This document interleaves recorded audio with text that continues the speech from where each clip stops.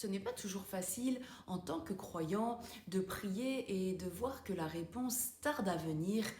Et vous savez, ce n'est pas que Dieu soit un Dieu trop lointain ou que Dieu soit un Dieu trop occupé ou encore qui se désintéresse de notre situation, de notre problème, mais nous devons vraiment avoir conscience qu'il y a une réalité spirituelle et cette réalité, c'est qu'il y a dans le ciel deux royaumes.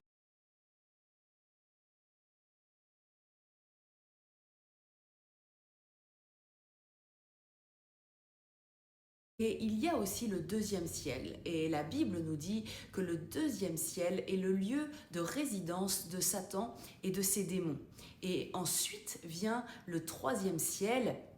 Et le troisième ciel est vraiment le ciel où réside notre Seigneur, où son royaume est établi et où tous les anges sont également. Et nous devons vraiment prendre conscience que lorsque nous prions, notre prière doit s'élever au-dessus du ciel atmosphérique et traverser le deuxième ciel, qui est un ciel bien sûr d'opposition. Et donc nos prières rencontrent cette opposition. Et beaucoup de croyants malheureusement n'ont pas conscience de cette opposition, parce que vous savez, la plus grande ruse de Satan, c'est de faire croire qu'il n'existe pas. Et combien de croyants ai-je entendu, mais comment un Dieu d'amour aurait pu créer le diable? Et vous savez, la Bible nous dit, faute de connaissance, mon peuple périt. Et effectivement, c'est le cas. Quand nous ne connaissons pas notre ennemi, alors comment pouvons-nous le combattre avec les armes que le Seigneur nous a données? Alors bien sûr, le Seigneur n'a pas créé Satan tel qu'il est, mais nous savons qu'avant même la création du monde, Dieu a créé les anges et Dieu a créé Lucifer, qui était un ange. Il était à la fois un chérubin et il était en même temps un archange. Et à ce titre, il avait vraiment un statut très particulier. Il était le chef de la louange et il était un archange au même titre que l'archange Gabriel et l'archange Michel. Et de cette position particulière et unique, et du fait aussi que la Bible nous dit qu'il était vraiment un être magnifique, qu'il était couvert de pierres précieuses, qu'il était fort.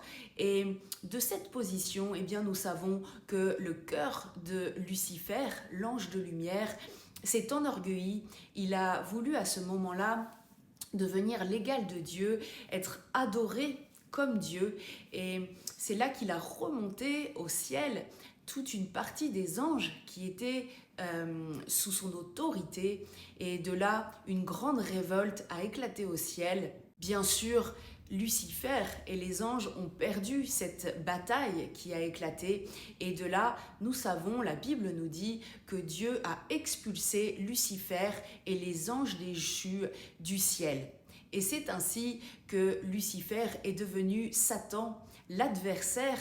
Et nous savons que même s'il n'est bien sûr pas l'égal de Dieu et que ce n'est pas l'adversaire de Dieu, puisque comme je viens de vous l'expliquer, Lucifer est une créature créée par Dieu, vous voyez, et il ne l'avait pas créé ainsi, mais c'est la volonté de Lucifer de s'être rebellé et de s'être enorgueilli.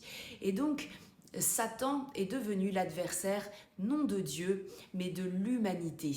Satan déteste particulièrement l'être humain, l'homme avec un grand H. Pourquoi? Parce que Dieu a créé l'homme à son image. Dieu n'a pas créé un singe.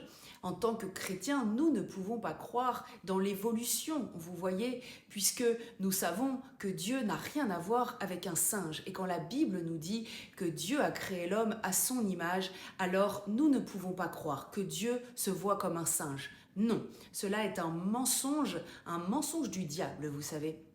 Donc Dieu a créé l'homme à son image et de ce fait, Satan déteste l'homme et n'a de cesse de vouloir le détruire, de vouloir l'éloigner de Dieu. Et tant que nous serons sur cette terre, nous devrons combattre contre Satan. Mais la merveilleuse nouvelle et ce qui est réellement glorieux dans tout cela, c'est que notre adversaire est un ennemi qui a été vaincu. Il y a 2000 ans à la croix, lorsque Jésus est mort et ressuscité, nous savons qu'il a dépouillé Satan et toutes ses autorités. Et nous savons qu'à partir du moment où nous acceptons le Seigneur Jésus, à partir du moment où nous nous convertissons, alors nous avons déjà plus d'autorité et de puissance en Jésus-Christ que Satan.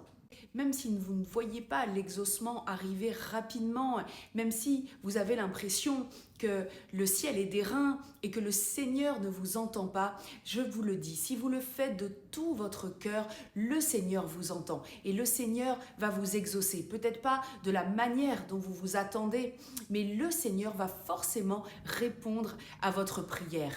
Alors la prochaine fois que vous priez, je vous invite vraiment à penser à ce combat qui se passe dans le ciel et à rester déterminé, à rester focus sur votre exaucement. Ne doutez pas de Dieu parce que Dieu agit.